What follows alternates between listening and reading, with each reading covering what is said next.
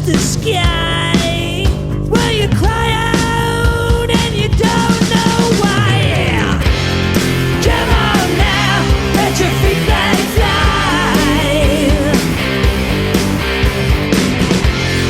Come on now, let's go for a ride. Come on now, let your feet fly. Oh, let it fly.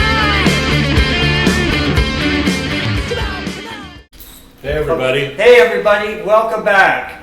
We're live on the red couch here in East Vancouver, and we're live online. And I'm Izzy Dakota Jones. This is, Ash Wednesday. and we're here with Los Furios. Los Furios. And you guys are playing pretty soon at the Rickshaw coming up too. You got to get in the Rickshaw. This Saturday, Feb 1st. Cool. We're at the Rickshaw with really cool bands, man, like the local heroes, really, like the Van Rays, which have been around forever. As long as we've been playing shows, we've kind of shared the stage. Yeah. And then we got the legendary Paul Bagat, which is Paul Bagat. Cousin Harley. Yeah. You played with Paul. We used to do a solo show. But Yeah, Paul's great. I know Yeah, Paul. yeah. I'm good friends with the people at West Coast Guitars. Yeah, so And he goes up there quite a bit, hangs out with Glenn, and that's where I met Paul, yeah. he might be one of the most underrated guitar players in the world. I've seen him do a show once online in New York City at this little restaurant or something. Yeah. It was just mind-blowing, Yeah, right? it's fantastic. So it's a night of great music, I hope, I think. Yeah. So start to finish, we're just going to be knocking down the pins. Yeah. So how long have you guys been playing, like, as a band and your music? Let's talk about your music too, but how long have you been playing as a band? As a band or as a musician? Yeah, as a band together, all of you. So Furios started, Early 90s, right? yeah. Early I 90s. think we kind of officially try and, not early 90s. No.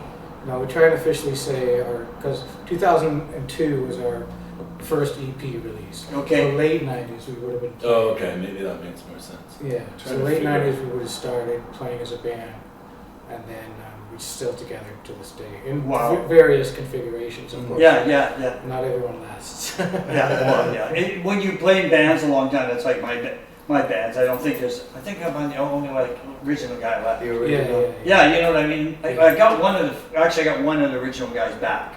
Right. Yeah, he came back after 2 years, right? You know, but yeah, I hear you. It's hard because musicians tend to, you know, I don't know. I mean, some of this is evolution. People want to Yes, do their own yeah, thing. yeah.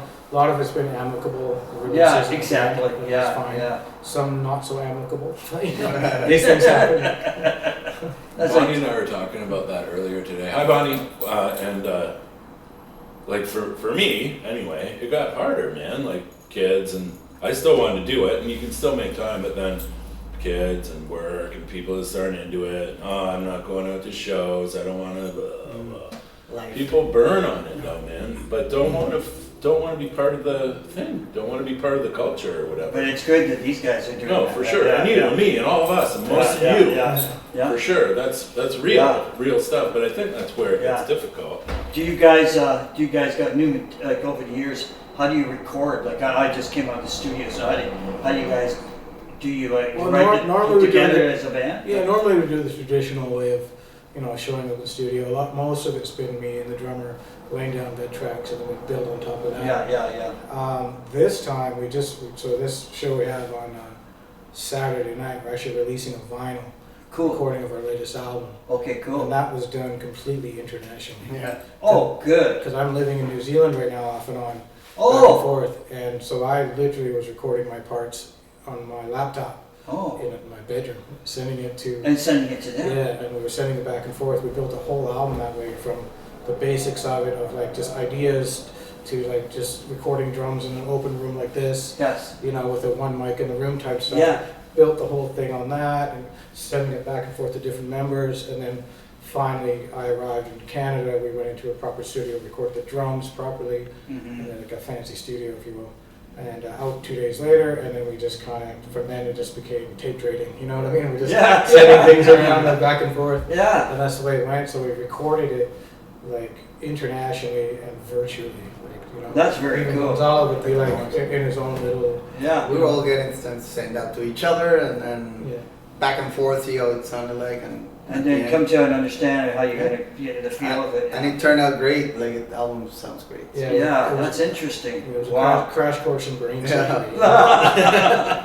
Like all of us quickly learning how to do GarageBand and moving up the ladder to Logic and all that sort of Yes, stuff. yes, yes, So yes. we kind of learned all that real fast. And it Yeah, worked out yeah. for us, man. That's great. We got some good engineers that we've been working with for years. Who, Doug Fury from used to be down here at Fortissimo Sound. Yes. Yeah, and he plays in Biff Naked, but Yeah. he's got his own thing. He allowed him to live in Toronto, but we sent it to him in the end, and he was like, just put all the pieces of our madness together and Yeah. it worked out. Yeah, that's like when we recorded today, we recorded a single, and all we did was like, we played along, laying it all down. And then our keyboard player says, oh, because our producer's really good, he's fast too. He goes, I think the kick's a little behind on this one section. And we went, relax. Yeah. When you come back tomorrow, Exactly. Bill will just go zing, zing, zing, zing, zing, zing, Yeah. zing, zing, zing. These days, it's like Yeah, quantized.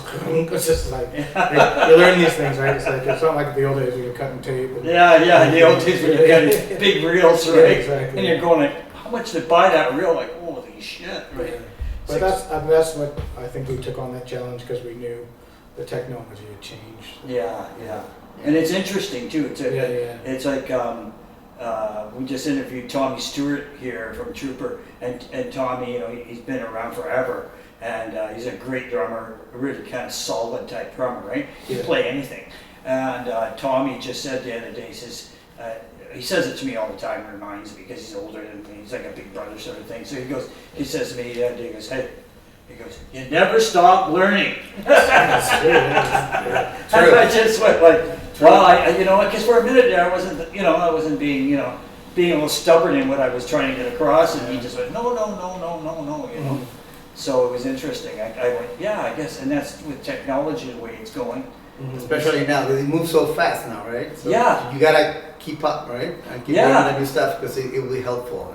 Yeah, in the end, and it's creative too, which you wouldn't think it was, Yeah, right? It's not like You gotta be like yeah, figuring it out, right? yeah. I use GarageBand just to songwrite. Yeah, I do that all the time. Like every day, I get up and I'll start going on my It's computer a for at least totally that. useful tool. Yeah. Eventually, you'll hit the ceiling of it and move on. But like that's the way it works. No, pretty soon it's gonna be, hey Google, ska record. That's a whole different conversation. Then I don't have to come on planes anymore. Yeah, you won't have to. It's a long trip. It'll be like Kiss, you guys will be like those little. Yeah, I have Two funny you monsters say that. I like got that. a friend of mine who works up the bank up here, and her daughter lives in New Zealand. Oh, She yeah. got married and lived in Auckland. Oh yeah, cool. And she just came back from there, and her mom, and I says, how was it? She looked all nice and relaxed. She goes, nice and quiet compared to here. Yeah, it's a different vibe over there. Yeah, she's really relaxed vibe, Yeah, right? yeah. It's hard to explain. Yeah. But it looks a lot like here. And that's what South some Island. people Is it say. similar? They say it's similar, right? Yeah, they say it's Or- because of the mountains and the That's, rock. What do you think? South Island. I'm from North Island. North Island's more tropical, subtropical. Oh, So you okay. feel like you're in Hawaii or something like that, but Well, not that's quite. you Not know. quite, but you almost. Yeah, it's That's great. got more of a beachy vibe than North Island. Oh, yeah. South Island's more mountains and. Yeah. And how's the music scene there? Because I used to get airplay there, still do, but not as much right now. But I Well, I'm a fan of reggae music, right? So I do like love reggae. reggae, yeah. But if I had to describe New Zealand, it's reggae music. Right? It's like Right on. that's the thing, right? Yeah. Wow. So I was just fortunate on New Year's Eve. I got to go down. My friend Dane, who runs the ska festival here, Ska and Reggae Festival. in Victoria, He was visiting, so he took me down to. I got to go see Sublime Oh, and with his, Rome? Sublime with Rome. with his Rome, son, yeah, right? Sublime with no one else from Sublime. Oh, is that true? It was a complete cover band. Isn't it? What about when we play? No. The bass player wasn't even. Oh, there. so okay, different. Wow. So like, okay. Yeah, not just it. it's weird when that happens these days. There's a lot of backing tracks. Yeah, and yeah. like, hi, and the bass line's still going. No, they Yeah. do practice Santa Rita, don't they? They Yeah, probably yeah. But it was cool. I mean, there was a band called the Black Seeds that we got to hang out party with, and they That's a were good band. really good band. So the musical quality of New Zealand talent is amazing. I bet. Yeah, and then you got the Maori culture, which is like Yeah. those people can sing like birds. Oh, I know. mean, they're just gorgeous, like Yeah. musicians, and just they're so amazing. Yeah. You know, you feel Yeah. like as a white boy from Vancouver, you're like, I gotta go to some singing lessons, dude, because like, these dudes are fantastic. You know, Yeah, they really know what they're doing. Yeah. Yeah. I know. I think the Maori thing is very cool. It's really cool. In the music side of it. Yeah, it's a really cool culture. Yeah. Music's a massive part of the culture. Yeah. Where'd ska hit you? Was that like when you were a kid? Was it like a specials album you got, or what was it? Ska for me? Yeah. I started playing in punk, so I'm taking my pants. No. We'll go on both. When I was a kid, I played punk, like hardcore. I played in a band called 10 Feet Tall. Oh yeah, okay. And that was my whole world. That's a great name, for heaven's sakes, folks. It was A great band too. Yeah, I bet. Well, good great band with a great name, right? Yeah. I mean, we had all the pieces of the puzzle were perfect. We just couldn't get along. That's the only thing that happened. But the great band, great people, and we had a lot of great experiences in that. I was very lucky to be so young and get involved in quite a big band in Vancouver at that time. Yeah. And then it fizzled for whatever reason. Yeah. And then, but in that world, I got There was like a bunch of all ages stuff and all that stuff. tons of at that. time. Yeah. Like in North Van and all And Yeah, that. we played with all back in the, the days. Yeah. back in the day, we played with all these cool bands like Spark Marker and Sludge and Brand New Unit. I'm still fans of those bands to this very day. You know. Great. We were just very fortunate and lucky to have You had that little culture that going. little scene going. Yeah, Yeah, that and culture it truly was going, a scene. That's all I could describe. Yeah. All the bands working together to make something. Right? It was really Yeah. cool. But I think in that world, I just kind of started to. I think I saw like Fishbone one day. Oh yeah. Mighty Boss Tones, that kind of thing. There's a band called Catch 22. Yeah. It was playing it hardcore, but like with horns, and I was like, that's fucking awesome, you know? Like just the Yeah. whole vibe Yeah. of the live music presentation with horns, to me, just really excited me. So I flipped into that. It was just- Yeah, I went once to the P&E during the summer concerts, and I saw a whole bunch of punk musicians that I knew, you know, through the scene and in Vancouver, and we all went and watched Tower Power play, Right, okay. and they went for the funk. Right. You know what I mean? Yeah. And it was and everybody was going, and the band was that night they were on fire. Yeah, they're amazing. And everybody left like, holy shit! Did we just get our faces blown off? Right? Yeah, it's just that big funk sound, the horns in it, and it almost had that punk element to it, but because it was street. You know, you could tell there from. It comes from that, right? It's the same vibe. Yeah, it comes from that element, doesn't it? Yeah. It has that street determination, you know. I think that was with me is like, you know, I mean, obviously in the ska world, Operation Ivy's album came out, and that was, to me, was a game changer. But also behind the scenes, I was like, having seen like stuff like Horns and all that stuff, I just became so interested in this bigger umbrella, right? This hardcore music's kind of blinders on type world, right? Yeah. And no offense to it, but it is to, you know. Yeah, it's very. They'd listen to that, and that's about it. When I was like falling in love with stuff like funk music and reggae music and all this other stuff, that I just thought, you know, you can do whatever you fucking want in a band. Yeah. And that's what our band was. Furios has always been. It's just we just do whatever we fucking want. Well, that's great. Yeah. Like You have the play slow songs, play freedom. slow You songs. guys have the freedom in Yeah, your music, right, to do that. Yeah. How many? What's how many musicians? Is it 9? Are we 9? I think it's 9 piece right now. 9-piece band. You're 7. Yeah, but we're 7th. I mean, like still a 9's good. Like, you know, It's good. I like it when it's bigger because it just if you know how to define your parts and when you're playing. You know, we almost went to 9 recently, and we just went, oh, we gotta slow down. You know, you know, I love it. We That gotta- was for guitars. That was just gonna be a wall. That's gonna sound great though. Yeah, we have to. These guys are horns too. Yeah, I know, Yeah. but still, you gotta You gotta like, make it work. you gotta like sit down when you hear it. You hear all those great instruments going with their horns and everything. Now you start to go, okay, you're playing this part, they're playing that. Does that fit with that? Let's listen, right? You know, it's like you just said, work. Yeah. No, you didn't grow up in Maple Ridge. No. But How did you I end grew up up. with I these grew up guys? here and there. So Oh, yeah. I'll tell a little. When did I join? 2015, 16. Yeah, but I am the newest member, I would say.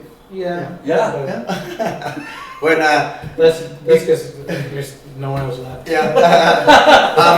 Funny thing, I knew Los Furios before I joined, right? Like, because in Mexico, Los Furios is huge in Mexico. Like, That's what you were telling me. like I knew about them through friends, musicians. I was in the music industry in Mexico back in the day. I had a band, record deal. You know, I had the whole experience. Yeah, yeah. And so I knew about Los Furios, and then I moved back to Canada because I lived here before. Right. I knew all about that, and then I would just see them and hear about them and knew about them, and then we met one day, right? And through musician friends. Yeah. Through what's his name from Heads Hang Heavy. Yeah. That's right. So we just met up one day, and I think you mentioned that you wanted to add some percussion, and Yeah. I said, yeah, let's do it. Yeah, I'm a fan, man. I know you guys. So. And he said I can make some really good tacos for you. And I can cook. You're hired. Wait a minute, you can make tacos? I can Is there anywhere in town we can get those tacos? Los Sapos Tacos in Chinatown. All right. There it is. 210 Kiefer. 210 Kiefer. 210 Kiefer. Okay, I remember that. Yeah. Little advertisement there. Yeah. It's close to the You know what? rich shop. I'm You can do both in the same a little these- later. Okay, In so March, this, I'm playing down in Gastown. So guess what? I'm coming to you before the show. this Saturday we'll be there, go to the rake show, do the show, and then we'll come back, have some tacos, and play the album. Oh, Yeah. yeah, what's the name of that record? I read it today. It's a cool name. It's called Old Ghosts. All goes. That's dope, man. Yeah. Little throwback to skateboarding and a little throwback. The song itself I wrote is about addiction. And it's about the ideas in life of old ghosts that haunt you. Yeah. You know, Yeah. Just trying to let them go. Yeah. When they come knocking, you don't need to answer anymore. No, you need to let go and move on. Yeah, exactly. Yeah. So that's kind of that's what the song's about. Yeah. Became the Good. title name. Good. That's cool. Yeah, that's a good name. I thought it was a good name. That's a great name. So how many tracks on the new one? 13, I think. 13. 13 tracks. Yeah. Yeah. Good. Great tracks. Good. So what? Like I got back to the other question. What's the instrumentation of the band? Just I know not 9-piece, but who's how many? We got bass, drums. Yeah, so just standard bass, drums, guitar. We got 2 guitars. Right on. Me on guitar and vocal. Right. Lead guitar, Stefan. We have Jethro on bass guitar, Sean on drums. Yeah. Me and Jethro and Sean have been there since day one. Okay. So That's like these are the core members. Yes. Corrine is playing trombone. She's been there for ages too. Oh. They're now Jethro and Corrine are like married, have an item, they have kids. Oh. One of the nice part of our story. Yeah, it's cool. Yeah. And then we have the horn section of Jimmy on the sax, Matt on the trumpet. We've got Blake on keyboards, but he won't be there this weekend, so we've got a sub for him. And then Gonzalo. Isn't that? Percussion. Yeah, we have that. And he's not this just year. percussion. Gonzalo is like, to me, like Yeah. we're the singers. We've got 2 singers in the band. And Yes, yeah. that way. Oh, nice. Good. Good. That's great. I mean, so. Get that little baby on the triangle. Yeah. Yeah. Forget it. That baby will be up front. Yeah, right. I have a granddaughter. My son is a music teacher, right? Like in high school and on the island.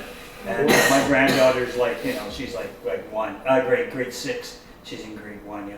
And last year he brought her to work one day, and she's watching and teach the band. The kids are like they got like a 20-piece band, right? All horns and stuff too, and percussions and guitar. It's huge. And then I watched the band's pretty good for a bunch of kids. They're pretty disciplined. And so, anyways, they're doing their stuff, and Josh, they take a break, and my kid Josh goes up to Kennedy. He goes, "So, did you like what this is?" She goes, "Hey, I can do that. Put me up there." Right? He's going, "What?" She goes, "No, put me up there." Right? That's awesome. So I says, "What does she want?" He goes, "She wants a drum kit." I bought her a little pro kit. He says, for 1 year for Christmas. Here you go. She goes, "Oh, great." I says, "Yeah, now you can pound away." My kid goes, "Dad, what'd you do that for?" I says, "Well, why not? She wants to play." I'm a She doesn't musician. live with me. I don't have to deal with it. Well, I liked it because she just said, "Hey, Yeah, man. what about me? I can do that. I can do what they do." And then he wouldn't let her up. And then after he goes, "How was it?" She goes like this. She goes, "It was okay. It wasn't great."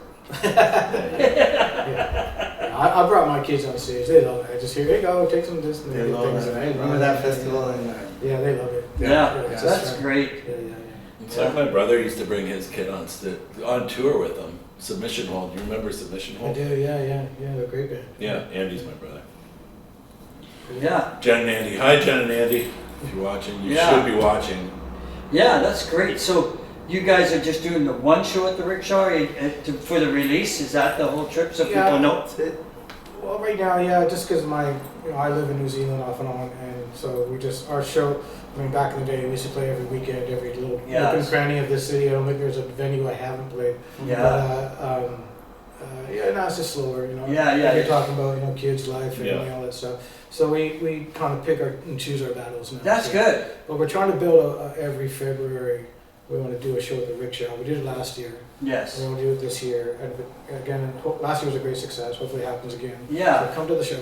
Yes. And then, we want to do it every February. Yeah. Doesn't mean that's all we're going to do. We got all kind of plans and shows. Yes. We're always popping things up, always doing stuff. We're going to go to hopefully Montreal this year, maybe to Mexico. again. Mexico, the Oh. Mexico tour is on the works, like already. Like, it's Yeah. about Would you, to happen. whereabouts in Mexico are you thinking going? If we go, it will be Guadalajara, Mexico City, Yeah, maybe Mexico City. Cuernavaca. Holy will work. smokes. At least 3 or 4 cities. Mexico City's so huge. It Yeah. might be a big show then. Lots of people. Usually it could be a festival that we've done before, like big Oh, festivals. wow. The sky's huge there, right? Like in Yeah, Mexico, they're there's a big huge. scene. Yeah. Yeah. That's it's a- trippy. That's like yeah. Morrissey's huge there. Like that trips me Yeah, out a yeah. bit. Like that's weird, right? Well, they still love that old sort of emo shit going on, like the Crooning, gothy stuff. yeah, It's a really yeah, big yeah. thing still in Mexico. Yeah, of It's course weird. they It's do. kind of died here. And it's such a nice big market too. Yeah, Like, yeah, it's That's a the big, thing. It's so it's big that it's there's a market huge, for people everybody. don't Yeah, realize yeah. that, right? Yeah. How big the market is. Because I get lots of airplay down there with my rock band, and we're like, if you're wondering why, it's because they like the music. They like to have a good time. They want to rock out, Well, and the food's good. yeah, it's amazing. I mean, it's like you have like a punk rock flea market here in Vancouver. You might get 50 people, maybe come Yeah, out. I know. It's In Mexico City, they got a thing called Chopo, and it's like every weekend on Saturdays, it's a punk rock flea market. Essentially, we sell bootleg albums and bootleg T-shirts. The band will play. There's thousands of people. Isn't that funny? That's like the U.S. So you too. can rely on that. Yeah. It's like that. It's like that in the U.S. too. Because I played a lot of years in California, in Southern California, a lot. Yeah. And L.A. and all that. It's just like you walk down the street, there's a venue, Yeah. and people are playing, and Yeah, all yeah, kinds yeah. of styles of music. I mean, And no, there's no prejudice. You go to a place and you might see. The odd bar will be sorted to one style, but like most bars I play, got you guys playing, and then the next band is a heavy metal band, and Yeah, the next yeah. band after that is a blues band. Like Yeah. they just celebrate the music, right? yeah. I don't know what the culture here has gone kind of weird. We were talking about that today in the recording studio. How there's not as much as there used to be here, right? It's No, it used to be so fun, man. I know it's kind of. I'm hoping we can bring it all I back. don't think it's the fault of the people. I think it's more fault of the city. City's got more sterile. Yes, it has. And so it's Yeah. obviously the influx of wealth and massive There you wealth inequality. Yeah. And the downtown that used to be more dynamic is now just kind of more for the affluent and the wealthy. Right? Yeah. Just push things out to different markets. Yeah, different areas. I went to Green Auto last time I was here. I hadn't been there to that venue, and I was so stoked because I went to see a couple of bands there and play, and I just thought this is like the old days, It was like really Yeah, cool. pretty to me, much, right? Yeah. Like a little bit like you Yeah, get that yeah. feeling of the old days, Yeah, right? so I was Yeah. really stoked to see that, out of oppression comes, something. Well, they're new. talking about doing that. I don't know if they will. Like the thing that I liked was that last year they had, and they've had it before, but they're doing it a lot more regular every year. Is they had like the art crawl. Oh, And- yeah. Right, Yeah, yeah. and so like, go down to Pandora's music all place, over. and then the people, all over, and then people in certain venues, artists, whatever they do, people go and tour into their studios, Mhm. and then if they like the art, they can buy it, Yeah, right? I went to it a few times. Yeah, and It's I, great. and I liked it, and I saw Mm. one of, and I just thought, you know what? They should do more of this. Oh Yeah. yeah. This is how you bring the culture back. It's like go to Montreal and it still knocks you over. Yeah, Montreal. Like they'll just have a part. They would have like down by the Lions at the art gallery. They just put up a fence, come on in for nothing, buy beer, drink whiskey, listen to fucking punk bands all day, 3 days. I went 3 days long, man. Kids on their dad's shoulders, everybody smoking hoolies. Yeah. No cops, no fights, no nothing. It was Montreal is great. just totally. Totally Yeah. different from here, We yeah. talked about it last time. But Yeah, dude. Montreal is just so different. Yeah. Kinda And, like and everybody loves it like too. another country. Like Yeah, it's it is. that It is. different. I don't know That no much. person. I don't know nobody I've met. Yeah. And even in my band, one of my guitar players, she lived there for 3 years. She loved it. They talk about it all the time. She says, it's great. The only thing is winter comes and it sucks. right. She gets snow everywhere. She Yeah, goes, yeah. and she goes, you can handle it for the first while, and then after a while you go, Yeah. no more snow, please. Like, you know. But I otherwise, played there a it's- couple times over the years. Yeah, I have It to. I was liked okay. it for that. Yeah, yeah. Yeah, and you're up late. They party all night. Oh yeah, dude. And in the morning, the coffee shops are open, and That's So the way deal. different. Yeah. Like we're talking about now in Vancouver, like you're allowed to drink in certain parks. And in Montreal, like we've been drinking in parks in fucking Montreal was built. Yeah. It's weird here. It's Yeah, really yeah. changed. I mean, it takes a lot to loosen the place up, right? You know, Yeah, it does, they yeah. get kind of they'll get controlly, and they want to control. What happens here is, you know, like I don't mean to bring back bad things, but like when they had the hockey riots, for instance, Yeah, that the city went nuts. Like they Yeah. said, never again. yeah. You know, so they put the screws on. Yeah, yeah. No Yeah, they more tightened it. fireworks, no nothing. No, well they got scared, right? That freaked them right out. And okay, I understand that. I get it. I was in both of them, by the way. Yeah. I wasn't riding. I was just there. But you were in the both. One of my I was a guitar. spectator. Well, hey, I had a guitar player was there, and he got crazy. Yeah, yeah. Yeah, No, I and saw it. he got in my own eyes. I was he like, got crazy, and he got charged. Yeah, yeah. He told me he was a young kid too, and I says, "What the hell are you doing?" Right? Oh, You know, and, yeah. and everybody goes, "What do you mean?" I'm like, shouldn't be doing that kind of shit, man. I know you get upset. Well, everybody else was great. There's no fucking reason to do that. Oh, I don't agree with it at all. Yeah. But that I think Cool that's what pictures out of happened. it. I think that's what Just happened. the one to the photo, city. right? A lot That one in the last making out 20 in the years. street. I think the Oh. screws Got went famous, on. right? Yeah. And I think they've been And the skipped. Olympics too allowed that to tighten. Yeah. most of it. Big. Yeah, and then we got the soccer. Now we got the soccer coming. But in the end, it's good for cities too. You can't bash it all. Like, you gotta- No, I don't dislike it. I just think it's. Sea to Sky Highway rules now. Exactly. Yeah. I used to drive the old one. Like holy shit. Oh, I hated that going to gigs in Whistler. Like, going, See a fuck, guy die. you know. I used to play the boot pub up in the Same, Yeah. Yeah, dude. Yeah, I played the boot too, and it was like one time I drove up there, and my headlights went on my vehicle Right. in the pouring rain. Nice. I by myself. I'm going. I had gear in the back, and I'm going. Holy fuck! Right. Yeah. I got out of there, and when I got to the P&E, I was like, by the P&E, I'm like, oh shit, I made it, right? You know. And some guy goes, hey, your headlights are out. I'm like, oh shit! You don't know? Yeah, I just came off the highway. I'm heading for home. You know.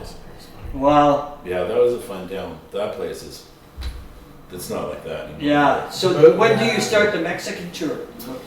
Well, we. Or it's in the works. It's in in the the works. works. It's in the works. So this summer maybe, right? Hopefully this Yeah, year. we'll see. Yeah, this year, It's just yeah. in that. It's in the development stages right What about America? How about you in America now? Woof. now. It's not allowed in the Right? Yeah. Just Dude. won't go. Or just Yeah. No, I feel this. I can swim the river, or Yeah. Yeah. Well, hey. yeah, I have contact. So You know, it's like funny It's you bring quick. funny you bring that up. My It's horrifying. guitar player's Patty. She lives like 3 to 4 months in Mason, Arizona. yeah. And she just saw pictures of some of her favorite little restaurants and stuff, and there's nobody there, and she just says, "Wow." They're going Oh, in they're hard. grabbing up Yeah. First Nations guys, man. They're going in hard, man. We were talking about that today. No mean to get into too much Yeah, politics, I guess, yeah. but quickly, we were talking for a second, and everybody started laughing. So I made this comment, you know, like Harvey, my bass player, says, you know, indigenous people, especially, he says they got no birthright, and I went, how fucked up is that? It's true. I says, you're telling somebody that basement's here before you Before were. you- No, you don't get the birth. What the fuck does that mean? Like, The DNA is seeped into the soil. Yeah. yeah. You're not allowed to be. Like, no, sorry. No, I just said, yeah. I says, you know what? White people are a bunch of fucking assholes. That's what I said.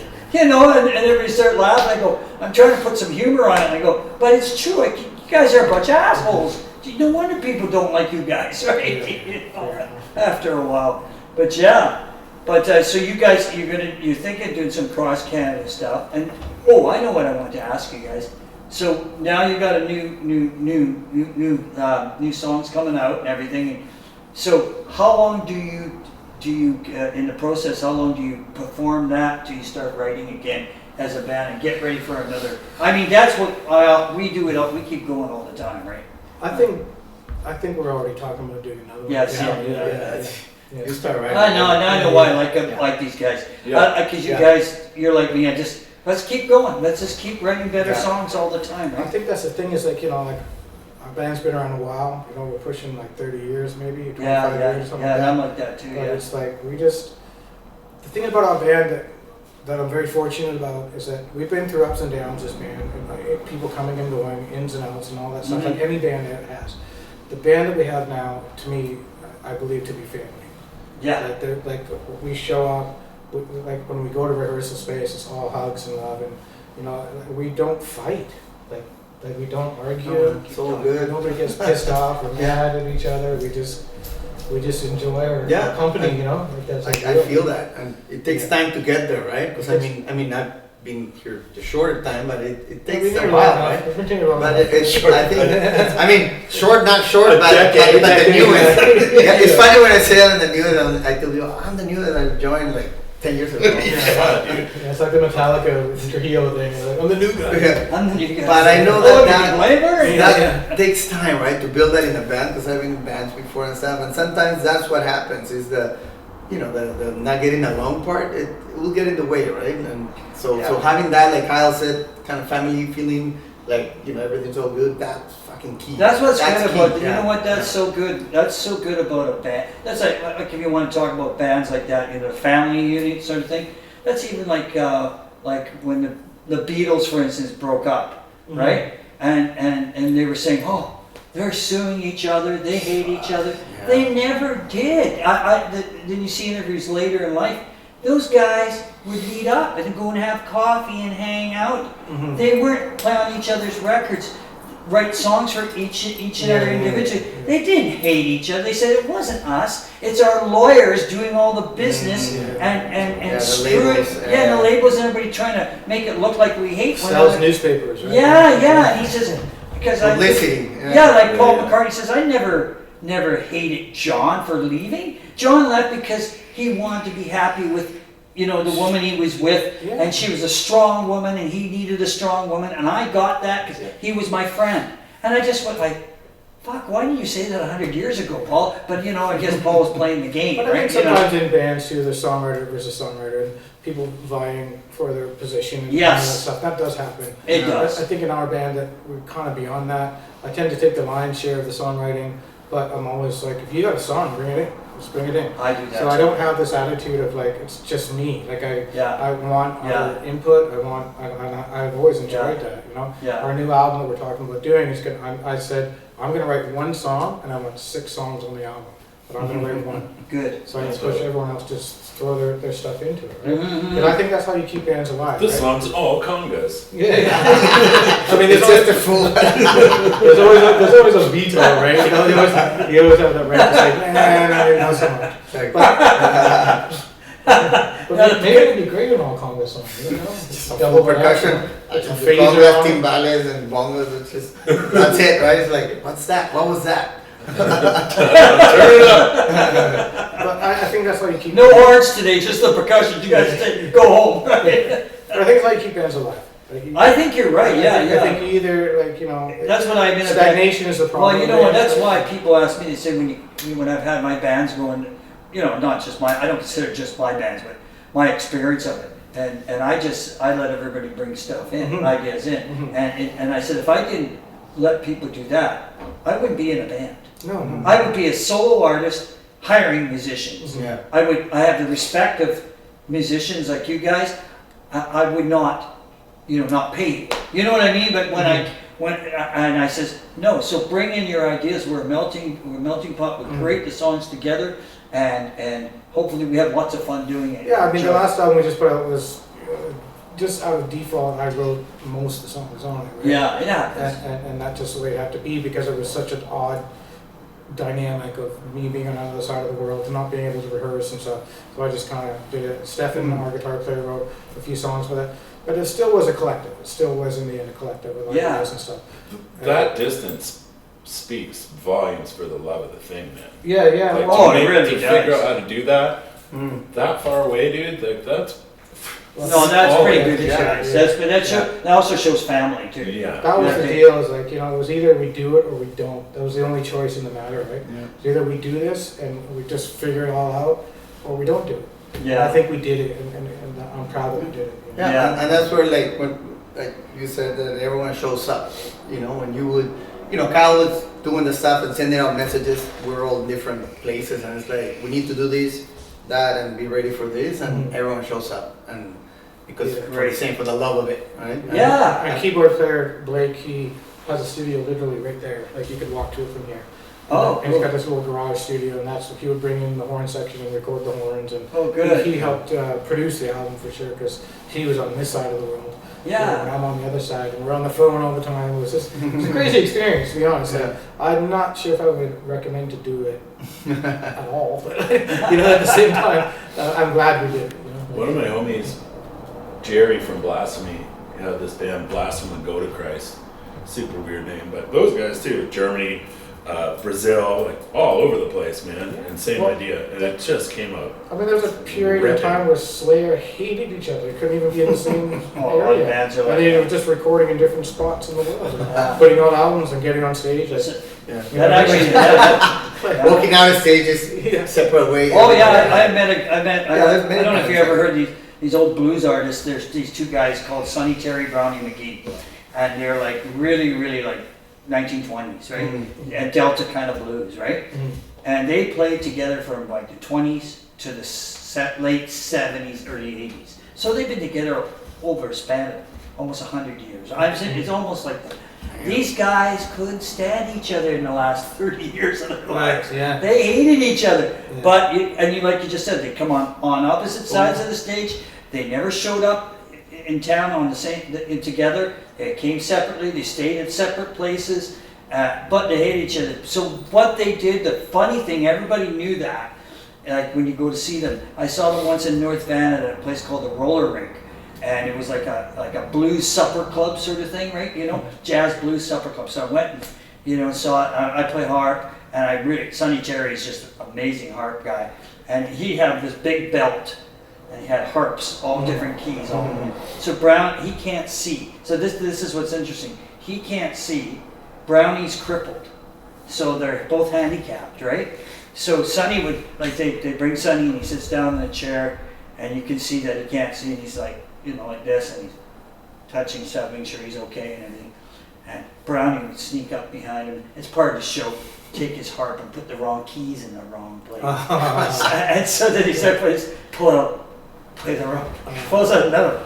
He's going like this. He goes, stop the music. He goes, are you fucking with me, Brownie? And Brownie would go, what are you talking about? And then the crowd started laughing. But it was part of the show. But they actually, one of my friends who knew them, he says, no, they hate each other. Like they played so long together. Crazy. They couldn't take each other anymore, right? It's like Johnny and Joey Ramone. Yeah, in a van, dude, and don't talk for 20 years. Crazy being on stage. You don't like. That is one of the funniest dynamics in rock and roll. Wild. Or Johnny is like the conservative Republican, and Joey's like the total liberal. Peace, love, and yeah. That's like, remember that I had a story where Joe Keatley, I interviewed Joey, and I know Joey really well. And then Joey, one time I says, what happened with that show that you did at the Commodore opening up for the Ramones? And he goes, oh yeah. He says Drew Barnes called me up, the owner, and Drew said, I need you guys to come and do the show because he knew they had a huge following. He says, the show, when do you want us? He says, tonight. He goes, what? Are you guys available? He goes, yeah, we're not gigging and touring right now. He says, yeah, I need you guys and we need to push it because he says the Ramones, the first time here, there's nobody coming. Wow. nobody coming, and I don't want to do it to them. They've come all the way from New York, basically New York to play Vancouver because of you guys in the punk scene here. He says, you got to get some people, Joey. So Joe said, yeah. He phoned up all his friends, and Randy Rampage, he phoned up everybody, and they packed the place. They filled it up. And so then what was packed, Joey went up to Joey Ramone, and he looked at him and he goes, hey, how you doing? How's the weather up there, right? Like this to him. And he got pissed and he said, fuck you, and he walked away. He just heard that joke one too many times. Oh, he heard too many times. And his brother walked up to Joe and said, no, ignore him, he's an asshole. Right.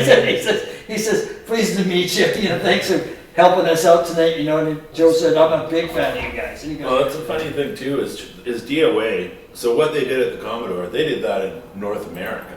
Like, they just did that. You remember that Book Your Own Fucking Life?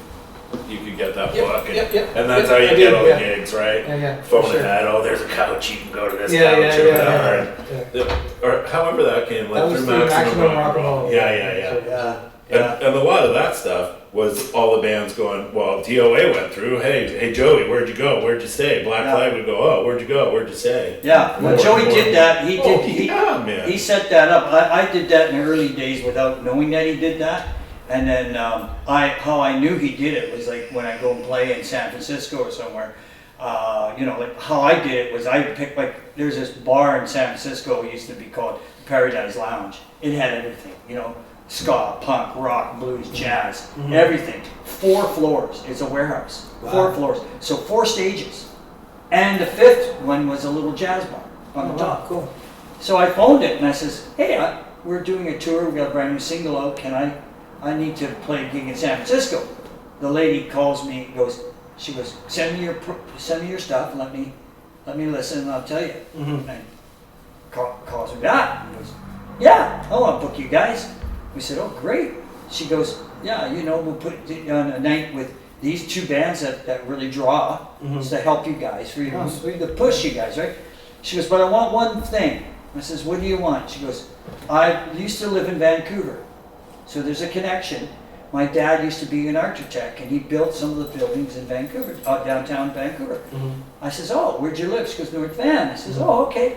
She goes, I want Macintosh toffee. She goes, I haven't had any since I've been living in the U.S. Right. Yeah, right. So I gave her 8 packs. Nice. Put it in the mail, sent it to her. She goes, I was joking. I says, I'm not. Yeah. I'm grateful for the gig, but the bottom line about Joey was when I was there, right away the manager, she's like the owner, the manager walked up to me and he goes, you know Joey?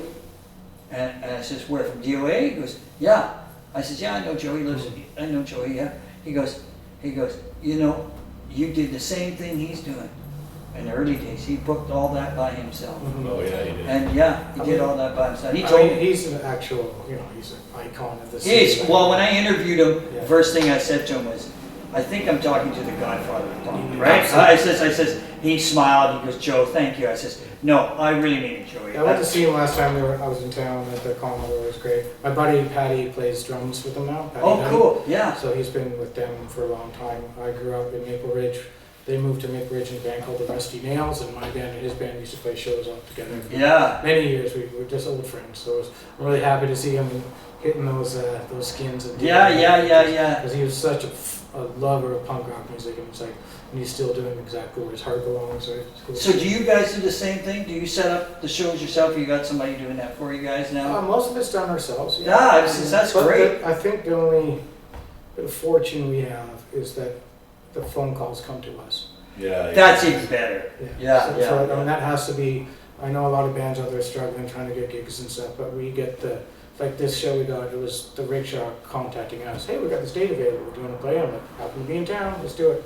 Yes. You know what I mean? So I'm lucky that way. Where other bands are just like knocking on doors. And You guys are really fucking good too, though. well, thank Yeah, you. Right? That's yeah, part they're of the really puzzle good. here. Yeah. I think we put out a good live show and people dig it. And have Yeah. fun. Yeah, One of my guitar players, Paul, I told him I was interviewing you guys today, and Paul goes, I love the band. Yeah.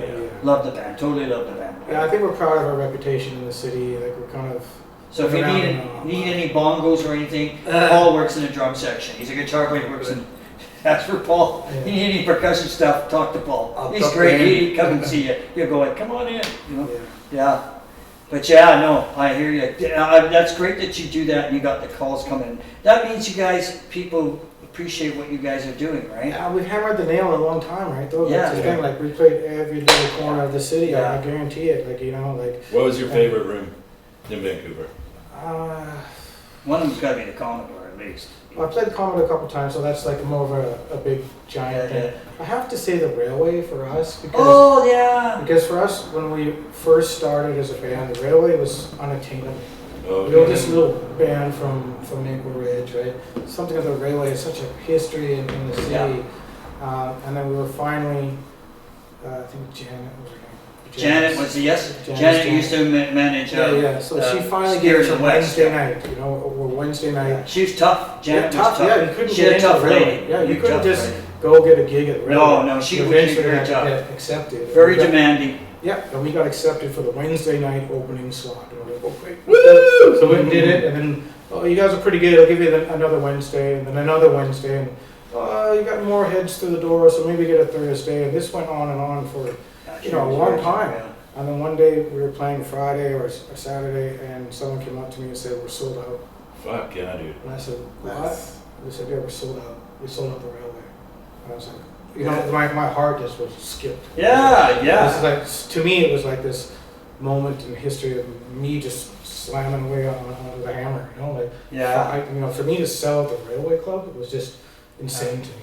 Yeah, well, it's an iconic place too, right? Yeah. When you get down to it. It's so, I can't even believe we're sitting here and it doesn't exist anymore. Yeah. Well, that's, the Marine Club. I played the Marine Club at, I love the Marine Club. Yeah, but gone. Yeah. But you know what, gone. Railway was kind of, because Janet left, and then her brother took over, and her brother was good, he was really good. I started to see more action there when her brother did go. He was a little more easier to deal with, right? Okay. Janet was, we said, Janet was hard-nosed, but like, she was. And a certain thing. and then we got in there and we started playing a lot, and once he was leaving, he sold the place. The last night I played for him was probably the second from last night that place existed with him and his family, and we played there, and he gave me an extra $500. It was $500. He gave me $1,000, and it wasn't even really busy that night. He said, "Joe, I've known you a long time. Yeah. You guys are really good." Just get the staff was great. The venue was great. I mean, I didn't like lugging my shit up the stairs. We had an organ once. We lifted a B3 up those stairs. We were cursing our keyboard player. Exactly. "Motherfucker, get some gear." It taught me to downsize the Marshall stack. Less congos. 6. I'm using 2 tonight. Sorry. That was the Marine Club too. Those stairs. Oh, yeah, I love the Marine Club. It was great. Commodore. How about the Commodore? Yeah, we talked about that the other night. Getting thrown down those stairs. Commodore, you'd have to load up in the back, and the elevator never worked half the friggin' time, right? Yeah. Then there was, back in those days, there was holes in the floor and in the dressing room. So you put your foot.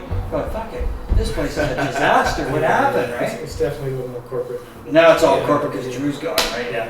Yeah, Drew was great. I mean, Drew had such great acts in there. And the thing with Drew, we talked about the music scene in Vancouver. Drew, like, good phrase, Drew drew on the local acts, like I said about Joey. He did that. He would call it, my friend Elio Martelli, who passed away in the last year, Elio had this really great kind of funk blues rock thing going with this one band. And they liked it so much that, he got a phone call. "Oh, Johnny Winters is coming. Oh, we want you to open up for Johnny Winters tonight. We're going to pay you this much." "Hey, Elliot, fuck, you kidding me? Legend like that? I'm here," right? And he would get acts like you guys, people that come in and local acts and give them the exposure they needed, right? Yeah, I'm a firm believer in that. I think that, I'm not in that position. I wish I was, but we were talking about earlier that when bands get bigger, I mean, if I was in that position, I'd just be pulling bands up. Yes. Come on, let's go up. Let's go. Let's keep going. The other guys. I mean, people that came up with you. If you get there, it's like funny you say. Up, right? Funny you say that. That's like when I grew up as a kid in this neighborhood. So I used to go to concerts at the P&E for dirt cheap, you know, Right, when I was a little kid, like 10 years old, I could go see like, you know, Led Zeppelin for $5. You know what I mean? Like, it was that kind of thing. So and talk about a band that brought people up. I saw Jethro Tull when I was a kid, and the first time I saw them, they brought up, at their show, they had an opening band from Vancouver called High Flying Bird, and then they had Fleetwood Mac, but Fleetwood Mac was just a blues band. They weren't fucking huge yet, right? You know, Peter Green wasn't really, the guitar player wasn't really huge yet, so they would do that. Next time they came to town, they had Yes open up for them. Right. You know, and then next time they came, they had Robin Trower open up for them, and the acts were like you said, they're a little lower than them, but they kept bringing these big acts, you know, acts that could probably sell the place out themselves almost, with them every time, and it was just like, you're not going to see one band, you're paying, you're getting to see like 3 or 4 bands, and one of them every time was a Vancouver act. Right. He brought a Vancouver act in every time locally, and that has not happened But for a long Vancouver time. should be proud of itself, man. I mean, the history of Vancouver, It's great. The music, when you know, we could talk about this for an hour and a half, but it's like there's been so much great talent coming out of the city. Oh, and all its genres too. Yeah, and all genres. It's all genres, Yeah, yeah. all kinds of Very different diverse. places, man. A lot. Very diverse, Very right? diverse. We were Since talking always, when we interviewed Tommy Stewart from Trooper. You know, the last interview, and Ash said it to him. He says, "You know what? You've never left the radio." And Tommy went, "I never thought you've been on the radio." Yeah, You're true. 50 right. years. You're still. We were all talking about the You first go time on, you hear your song on the radio. Yeah. You could be in your, you could be in your, you could be in a restaurant and you got the radio on for some reason. All of a sudden, that a song will come on, whether you like the song or not, or the band on. That band's playing, and I said to Tommy, you realize in today's society, Tommy, that when you're hearing a song on the radio, it's probably streaming in Auckland, New Zealand. Yeah, probably. And somebody is hearing that song maybe for the first time, and they like it. Oh, and there's kids in fuck off who knows where to listen to your band somewhere, too. That's right. Oh, yeah. Some kid in his fucking blasting his trumpet going, oh, this is my shit. I played the Auckland Ska Festival with a little project I have over there, and this guy came up to me, and he was like, a bit nervous, like, "Are you Kyle from those Furios?" I'm like, "Yeah."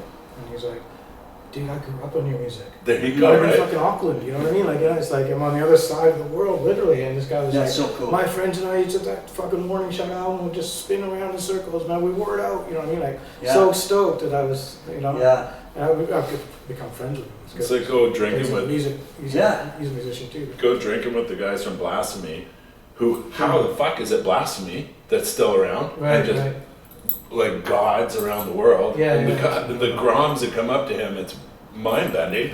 They just come up and they're just handing him Right. won't even look at But it. metal and black metal especially, Black like, metal. there's just something about that community that is Yeah. amazing. Like metal people will they'll die on the sword for it, you know? Yeah, they're super nice. The loyalty to it. They don't want you to know, Yeah. but they're super nice. Yeah. I remember when I was a kid and I was so intimidated and nervous by them. Then one day I met them and I'm like, "You guys are super nice people." Yeah, they're just like the rest of us. Yeah. At the end of the day, you start to realize that these are just real people, right? Yeah. You know, they're super nice. It's just like a friend of mine when the Stones were recently here. You know, Mick Jagger went to that bar, the restaurant on In beaches, Kitts, on beaches on Kitts, and one of my friends was working there, and he walked up and served, and he says he was so fucking nice. I says, what do you expect? And he goes, he just talked to me for an hour, and every time he kept serving, he kept sitting me down and shooting the shit with me, and he says, and everybody in the bar was going, "You talking to Mick Jagger? Hey," and then he goes, he was just a nice guy. You know who else was like that? Was Nicky Six from Motley Crue. Oh, yeah. One of the nicest fucking dudes ever. And about a week or 2 weeks around that, I meet Nicky Six at some tattoo artist place down on Davie, and he's super nice. We're talking about we were both at the Death Sentence show at what was that place? It's gone, of course. Club Soda, which was awesome. Right, I anyway. love that place. That was a good That was a good venue. Let's was talk a good about place. stairs. That place was fucking up. Yeah, anyway, and then, like a week later or 2 weeks later, I meet Bob Mould. Cunt. Really? Absolutely. Oh, I hate to say that, but I love Bob Mould. Of course, me too. More than I like fucking Motley Crue. Yeah, exactly. There's some people, yeah, you're right, there's some people, most people are pretty good, but there's the odd person or two, yeah. Yeah. That have an ego, and and I understand that. I've met a lot of the heroes, and I think the one consistency I can say to all the, famous people I've met in my life is they're all fucking nice Yeah. and good and willing to spend 10 minutes with you, and Yeah. talk with you. Yeah. And the inconsistency comes when you're kind of, playing a show with a band and the other guy's like just a dick for whatever reason, you don't even get it. Yeah. Can you just get off the stage and nobody's, we got shit to do, everyone's working together here, like, Yeah. I guess, you get into that sort of thing with more small time people. So The big time people are more like, Yeah. we're just professionals, Yeah. we're all on the same fucking. Yeah, I think so, because we met like when we were in LA a while back. We have our management in LA, and my manager's like, he's another guy, really nice, and he's signed Metallica to labels. He's signed, No Means No. He signed like tons of acts to all these huge labels, and so he's made a lot of friends, and so he does a music seminar every year in LA. And so we would go to it every second year or so, okay, we can afford it, we're coming down. And we'd go to the seminar, and last time we were at the seminar, we're sitting there, and Harvey gets up, he's got to go to the washroom. Harvey goes to the washroom. I just came out of the washroom, and Rudy Sarzo, the bass player, is taking a pee right next to me, and he's the next speaker. And Rudy's talking to me in the can like we're good friends. Yeah. He goes, I go, well, I says, actually he's a really super nice person. Like people say, he could stop and he'll talk to you for hours, right? And then Harvey's just like, holy fuck, I just had a pee with him. And talk and chat, and I said, just relax. It's a nice guy. And he came in and he talked, and afterwards I met him. Just, how are you, Rudy? Yeah, fine. I got to piss with Flea. There you go. How was There that? you go. That's a good one. Pissing That's a with good Nick piss, How man. was Flea? I should have had a piss with Nicky Six. I could join the club. Yes, Flea had a conversation. Flea was amazingly shorter than I expected. Yeah. We got chatting a bit. Yeah, we're pissing each other, having a chat, good times, it was good time. We didn't shake hands Small because man. we were pissing. Yes, that helps. There was no handshaking or That's like the fist. time. We were watching hands like I bumped into, when I think I told Ash this when we were at the Yale during a weeknight, and my buddy and me went downtown. I don't know why. I came off the road. We're just touring. That's like sometimes when you're younger. Come off the road, you're still wired, right? Yeah. My friend phones me, what are you doing? I said, I'm fucking still wired. Let's go. Where are we going? Downtown. We're gonna party. Okay. So we go downtown and party. Go to we end up in the Yale. We didn't just go to the Yale. We went to Town Pump and went all over. And finally we ended up Town Pump. Yeah. That's where I pissed with Flea with, by the way. Oh, Yeah, there you Yeah. go. So I ended up at the Yale, and we end up in the Yale and talk about the can. So we're sitting there, and a band, a well-known legendary Vancouver band for soul, was Jason Hoover and the Epics, and Jason Hoover was playing. So we went like, oh, we gotta watch this guy. This guy's a veteran. He's like, his band's like really hot musicians, horns and everything. It's really good. So we're sitting there watching. It's fairly not full, but it's half full, right? Because it's a Wednesday night, right? And Jason Hoover's playing. And so we're there and we're partying and we're having some drinks. And so my buddy, I gotta go to the washroom. We're going to the washroom. And all of a sudden, who walks into the washroom? Burton Cummings. Wow. So Burton Cummings walks in, and he's like this. He's like 3 sheets to the wind, right? And we're going like, and my buddy goes, you're Burton Cummings. He goes, that's right. He goes, my favorite song from you guys in the Guess Who was blah, blah, blah. And he starts singing it to us. And you got the tile in the washroom. And He's on that. no, Or whatever. he did Share the Land. He Yeah. says, I love Share the Land. He starts belting it, and he's drunk as a skunk, and it sounds fine. It's just like, I'm going, fuck, I just got a fucking free show with fucking Burton Cummings. Right? If you had an iPhone, right, you'd be TikTok famous. Back then I would have been famous. Yeah. And then he walked out. Viral. Pissing with the stars. We could start on TikTok. You'd be like, Yeah, and then he walked. that's, you're onto something right there. I got something. Pissing with the stars. Yeah, Pissing with the Stars. That's a good one. Fuck, our Hey, only folks, fans. Our only fans. send in your Pissing to the Star picture. So anyways, And then he ran out, and after he sang the song, did his business, he ran out and he went to the side stage, and Jason Jim went, holy shit. He goes, come on up. So he jumped up on piano, and he just kept singing and playing piano. He was a shit face, and the manager walks up to me and goes, I just talked to the owner. You guys stay.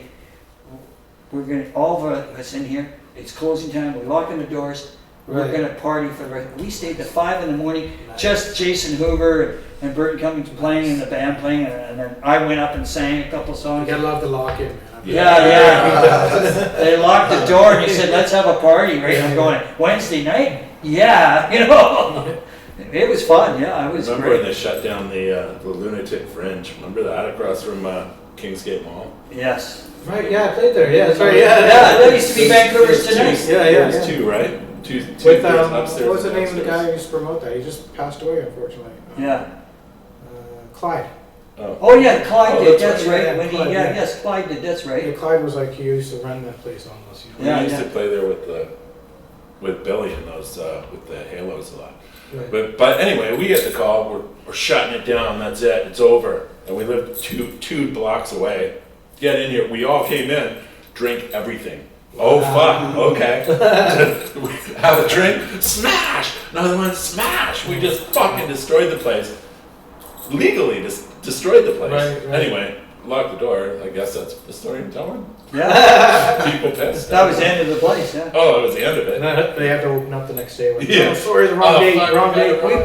We played there. One more gig. We played there once. We were downstairs, and the head pins were upstairs. Mhm. And fucking head pins are fucking major loud, like oh, you know, metal. Like they're not metal, but they sounded like they could be metal. Yeah. Too Super loud, Brian loud. McLeod. Mm. So Mm. when they played, we couldn't play Wow.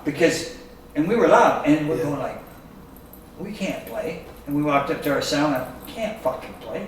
These guys are Too much. fucking mega fucking loud. Good Like the crust. place, let's say the place was shaking, and there was dust coming down. I'm serious. And I just went like, are you kidding me? Mhm. And so then, you know, we went into, they said, okay, you guys take a break. When they take their break, you start playing. I said, that's fine. We go up and walk in the room, and it's just like, oh, Darby Mills is going, wow. And I'm going like, holy fucking, this band's loud, right? Yeah, You know? yeah. And then I talked to Darby later. She goes, we're too loud, aren't we? I said, yeah, do you think? You know? But yeah, the venues, there's not a lot of those venues left, but like No. you're saying. But Rickshaw's a Good great venue where you guys are going to be. Rickshaw is like, is a Vancouver Institution. staple now, institution. Yeah. And shout out to Mo, because like, Mo took that from being just an absolute train wreck to Yeah. turned it into what it is now. And Yeah. he is hands down the best manager, promoter, person I've ever worked with in the music industry. Yeah. Hands down. Yeah, He is just fair, beyond fair. He's Yeah. strict. He wants to turn things done his own way, in a certain way. I respect everything about that man. yeah. I've gone to a couple of shows there Very myself. classic, And man. really enjoyed it. I enjoyed the shows there, Mo. He's a huge fan of music, man. Again, Yeah. if you sit one on one with him, he just tells you like, I'm just such a fan of music, and it's a gift for me to get this opportunity. And like, he's nothing but fair to bands, man. I work with Yeah. shitheads, you know. Oh yeah, I know. Yeah, I know. Not Joey shithead, but like, you know, shithead. No, I know what you mean. We've discussed that. There's people in the city that are Yeah. still to this day that Yeah, are really yeah. hard to deal with, Yeah, you I don't know. need to mention And names, but I they're won't out mention names, but like Yeah. you know, I don't want nothing to do with them. Like you know, I have no temperament. there. I- Yeah, but I had- Mo from the Rickshaw, I'll mention his name. 'cause Yeah, he's yeah. He's fantastic. Yeah.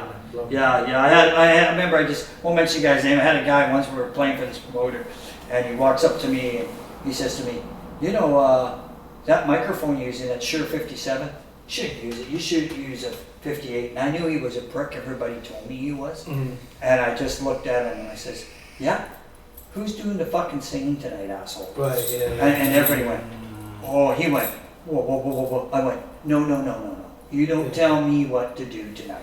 Yeah. Like, I had to be that way. I hate being like that. Well, But any singer who's done it for a while recognizes that the microphone's actually an instrument. Yeah. So whatever instrument you like to play is the one you like to yeah, and I was kind of like, who are you? Like, you know, and it's funny, people like that, well, there we talk about how there's really nice people in this, and then you meet some people that are, you know, play. Yeah. they don't quite have the, I would say nicely, the communication skills. Exactly. Yeah. But yeah, that's great. So now, what do you do back? Like, I know he has a taco place, and what do you do? Full-time taquero and musician. So. What do you do? In New Zealand, I work in mental health. Oh, so he's like us. Yeah. We're a part of healthcare. I work in healthcare. I'm a here. support I'm worker. retired, but like, I'm yeah. a support worker for a mental health care Okay, company in New Zealand. So cool. one-on-one with we call them the Furios, which means people who need help, Yeah. and I work with them. So that's a real good karma. Yeah, hopefully. You know what I? No, it is. It is. I did it for 30 years. I worked in healthcare, right? And I was a porter. I've done a lot of hands-on with patients and stuff. Yeah, so I actually started a music program within that thing. So every Wednesday I show up and I get tables out. They're not always full, the chairs. I mean, but when they come out, they enjoy it, and we just sometimes just think about music that maybe was important to them as kids. Oh, so cool. Growing up, so maybe I'll just turn on my laptop or watch a Van Halen concert or something. Yeah. Other times we all play guitar together and people are singing. Other days it's just me twiddling my thumbs. Depends on their mood, right? Yeah, So yeah. that comes around with it, but I was able to do that program there. Yeah. Fucking Oh, cool. awesome. Love dude. it. So Fucking nice. get back to you about the tacos. I love tacos. So I gotta It might be more important, really. No, it's all. It's the same. It's the same. Mental health and addiction. It's the same. It's the same. Well, I have a So, taco It's all the addiction. same. That's right. so hard shell tacos or soft shell? Soft. All soft. Yeah, I like both.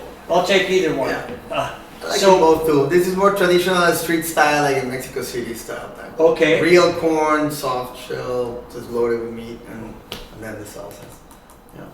Really good. Yeah. Try You can't it. beat You're gonna that. try the other stuff too. Yeah, You Yeah. should try Do you have that any? stuff. Would you have any other? You have drinks with that at all? Would you? No, like beers and booze. No, it's just water, Just- pop and stuff. But, Good. No, But- I mean that's good too. I mean, we don't have the permit yet, but I Yeah. mean, maybe They do the lock-in. Yeah, if we just go like this, private party thing. Guess what? It's a family thing. now you just can't leave, right? It's like now you're in. Then yeah. You can definitely have beers if it's like a private event. That's what I was saying. Yeah. It's like, oh, it's a private event. Yeah. Like Family. a It's a family affair. Thank you. We come from, we have a partner, business partner. We worked in cannabis industry before, so we come from civil disobedience in a way. so yeah. if there's ways to doing things, we'll do it. Well, you're a fucking Respectfully. punk band. I should hope so. Yeah, I come from that. So it's respectfully, but make it work, right? Yeah. That's the way to do things, right? Yeah. Mhm. Yeah, that's great. I mean, then there's no problems, right? That's the way. He's a fantastic chef, trust me. I can tell the way. I can tell. You're gonna come and try it, all of you. Oh no! We're coming to bring all our friends too. Bring some of the guys in my band. Like I said tonight, we were actually talking about it. We were going, oh, tacos. We gotta go down there and find the place and go and eat. And I says, yeah. I says I haven't had a good taco. Well, used to be just down 4 doors from you. I don't know if you remember Oh, that, yeah. that lady and her husband. Guatemalan.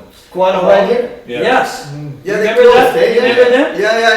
I used to live. They there did. and stuff. I live up there. Oh, I did for like a year. Yeah, I live up here. I bought a Really? place. And And then they live up here too. yeah. Yeah, they're so nice. Yeah, it was Oh, I Salvador. thought it was Guatemala. Because they possess us. Yeah. Yeah, I they're lived very here nice. also for COVID in this loft here. Yeah, I live up here in the loft. Yeah. So, but their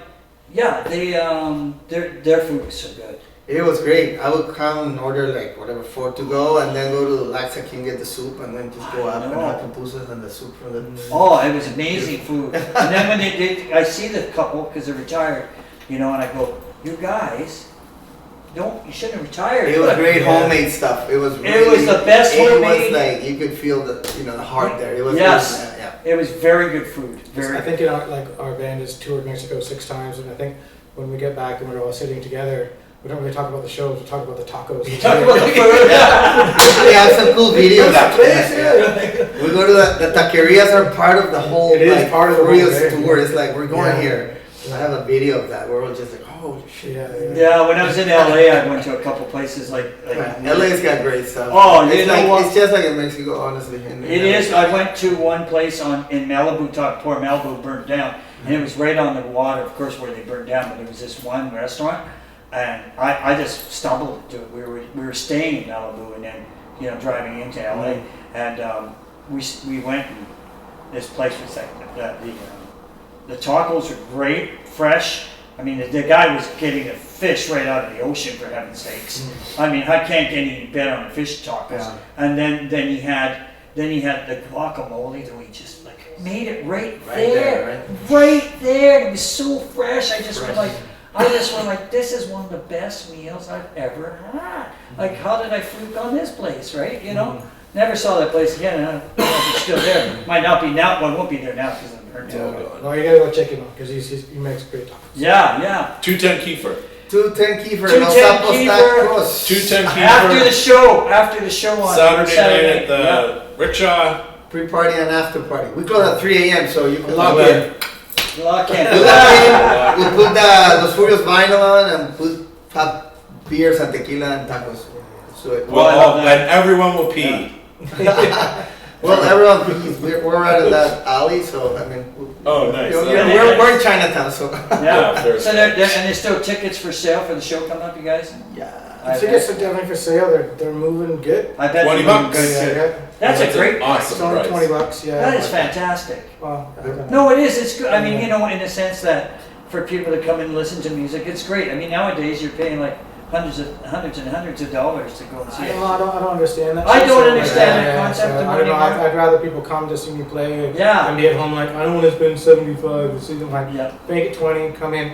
20's going to make us work. We can get there and have some fun. Yes. We don't get to play as much as we want to in Vancouver, but we're going to, hopefully, this will be an annual event. Hopefully the rickshaw plus the other shows will play. It's not the end of the band. We're still alive, we're still kicking. But we want to make this an annual rickshaw event every February.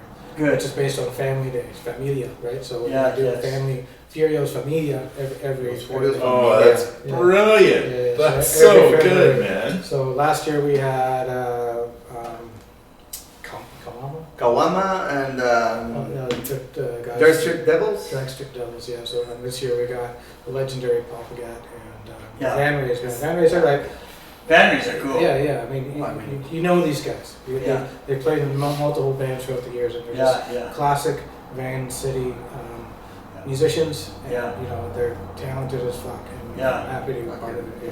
Yeah. Like you say, that's- for $20, you're paying $20 to see 3 bands. Get that. Like, You come don't on. get that kind of That's quality. a You don't fucking get that. treat, like right Yeah, there. yeah. Like I we're saying, it's just like I don't know, like its prices are just gone up outrageously bad. It's funny because I'm a huge Fugazi fan. I got to play with them when I was a kid. And when I was talking In about Burnaby? No, over there, North End. Oh. At the North End. See, like when we The with rec my, center, right? with my bands, Ash knows we stream everything. Right. You know, we're at like 25,000 TikTok followers and Right. Nice. 10,000 Facebook followers. We stream shows for free. We've Right. had artists that say to me, "Why aren't you charging?" I says, "No, Yeah. we're doing the concert for free. It's online." Yeah. Hook up Well, your I think that'll be the way computer for the future in some ways. Yeah. I was laughing about Fugazi because there's all these rumors they might get back together. I'm like, how are they going to get back together and keep $6 the ticket price? You know what I mean? Yeah. That was their thing. Yeah. $6 or nothing, right? Yeah. And I'm like, you ain't going to do that anymore. No, inflation. I love it. So Yeah. I love to see him again. Yeah, no, like I said, it's just like, you know, I do the same thing. I give the music away. I don't care. I just don't care anymore. And I'd rather the place full and we have a great night and a great party. Yes. And keep the name of my band alive, you know, and then carry on in Yeah. our history. And we're not dead yet. We're going to still put out albums. Good. Good.